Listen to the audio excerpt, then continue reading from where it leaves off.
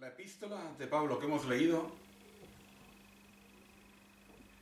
si nos centramos en el fragmento que hemos leído, nos va a dar unas indicaciones de lo que Pablo requiere a todos los cristianos, pero si la tomamos en su conjunto, y la carta de segunda a los Tesalonicenses es breve, son 3 capítulos tan solo, y supuestamente es una especie de epílogo a la primera que les escribió, vemos que lo que solicita Pablo son 2 cosas, y es hasta cierto punto paradójico que las pida.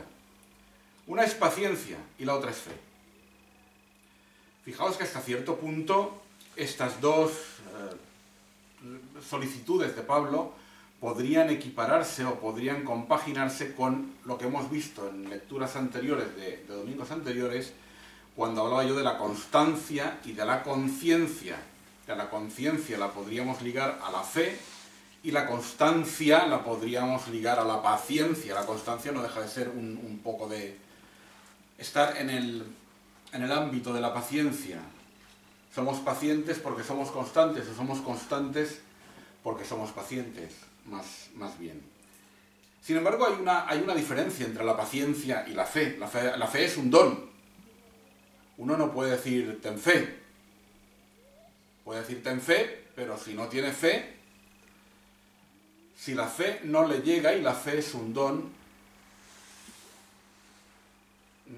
dicho de otro modo, cuando hay tanto mundo por aquí fuera de la iglesia que no creen en Jesús, que no creen en Dios ni siquiera, y los llamas a que vengan y a que entren y dan la espalda por completo, tú no puedes obligarlos a tener fe, no puedes meterlos en un sanatorio y darles una pastilla de fe para que crean y entonces sean salvos, ¿no?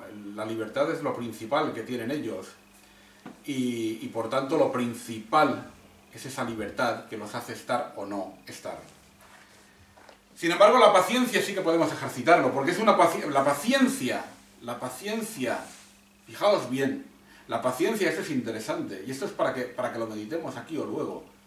La paciencia es una lucha contra el pecado. Ahora, el pecado también hemos de resituar lo que entendemos por pecado o no entendemos por pecado. Desde niños se nos dice que el pecado es una serie de cosas, pero no tiene por qué ser así. No tenemos que reducirnos a ese nivel de pecado.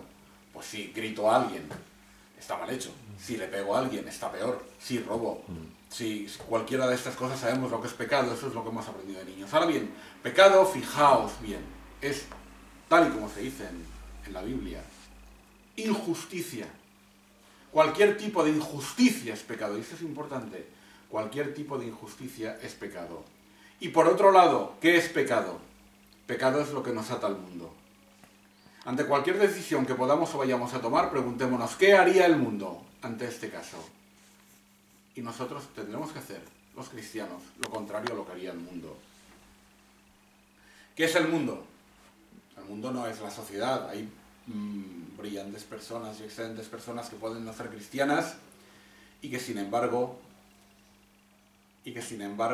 no cometen pecados en el sentido este ramplón que estábamos diciéndolo.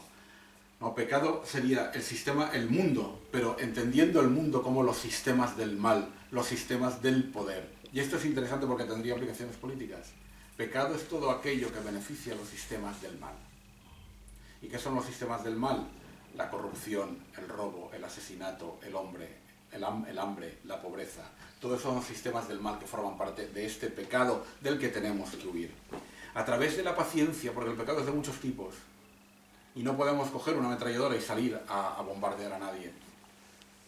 Tenemos que curtirnos de paciencia y, como dirá Pablo al final de la primera epístola a los Tesalonicenses, orar sin cesar. Paciencia pide a los tesalonicenses en esta carta. ¿Pero por qué les pide paciencia? Por las persecuciones y tribulaciones que sufren. El objetivo es uno, tener paciencia porque la segunda venida se va a producir de verdad. Ahora bien, sí que indica Pablo que la segunda venida no se va a producir de manera inminente. No es algo que vaya a ocurrir ya. ¿Por qué? Porque primero vendrá la apostasía. La gran apostasía, la llegada del anticristo, que es retenido por determinadas instancias del mundo El sistema del mundo, los sistemas del mal que en aquel tiempo estaban representados por el Imperio Romano, eran lo que impedía la manifestación de este anticristo y por tanto la llegada futura del Señor en su segunda venida. Este es un tema muy recurrente ahora en la filosofía contemporánea. Hay muchos autores, yo he leído un texto sobre Giorgio Agamben, que es un filósofo italiano, donde están fascinados, no son cristianos, pero están fascinados con Pablo, por este catejo, por aquello que retiene, y lo llevan a Carl Schmitt también, el filósofo y politólogo alemán, también lo trató y ahora se basan en esto. Es decir, que Pablo no es solamente importante para nosotros como cristianos por ser el apóstol, sino que también se saca provecho de él a través de otras disciplinas como la filosófica, aunque no sea plenamente teología. Ahora bien, ¿qué pide Pablo? ¿Qué nos dice que tenemos que hacer? 3 cosas. A mí me encanta poner enumeraciones cuando predico y sacándolas de la Biblia, porque entonces nos enfrentamos a lo que de verdaderamente hemos de hacer. Es decir, si tenemos grandes palabras, por ejemplo en otros ambientes, como la ecología, la ecología, el cambio climático, es terrible esto. ¿Qué podemos hacer nosotros ante el cambio climático? Pues bueno, consumir una cosa en vez de otra, detalles así. Bueno, la Biblia también nos señala determinados hechos, determinadas acciones que hemos de hacer y otras que no hemos de hacer, respecto a lo que ha de ser nuestro futuro y nuestra reafirmación en el seguimiento a Cristo. En primer lugar, dice Pablo, estad firmes. Manteneos firmes en la fe, es decir, que nada os aparte de ella. Si la tenéis la fe, regadla, mantenedla, sed pacientes, obedeced a los preceptos de aquí, claro. Estad firmes. Esto es hasta un comandamiento militar, ¿no? Estad firmes, pegados al hombre. Es algo muy, muy riguroso. Estad firmes en la fe, que nada os mueva. Luego, retened la doctrina. Retened la doctrina quiere decir conservad las tradiciones. ¿Qué es conservar las tradiciones? Ser fieles a la sucesión apostólica, ser fieles a la Iglesia que nos legaron los padres apostólicos y luego los padres de la Iglesia a través de la predicación de los discípulos de Jesús. ¿Qué quiere decir seguir las tradiciones? Es decir, no inventéis. Tenemos 2000 años de tradición, no tenemos que inventar nada. No nos puede venir ahora una secta rara de locos a decir lo que es cristiano o no cristiano, cuando nosotros tenemos una tradición de 2000 años y hay grupos que fueron inventados en el siglo XIX. O sea, sed firmes, mantened en la tradición una santa iglesia católica y apostólica, como es la nuestra. Tercera, orad por los hermanos.